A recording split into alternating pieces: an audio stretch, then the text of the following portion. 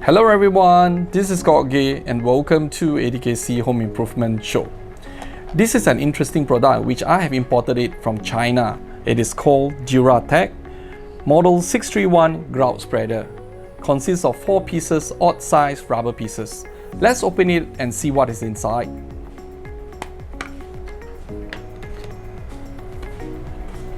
A 1-page user manual or instruction.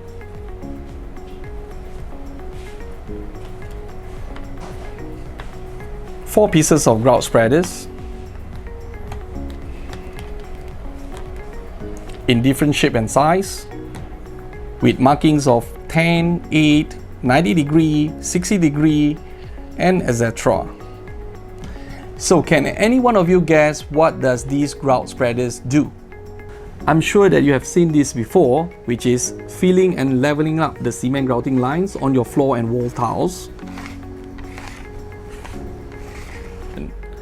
And of course, the different cutting and size is to assist you to obtain that perfect finish, especially at the corners and edges. Can you guess the other uses of these grout spreaders? Quality of work is getting more demanding. It is important to use the right tools for the right application. Thank you for watching. Stay tuned for our upcoming videos.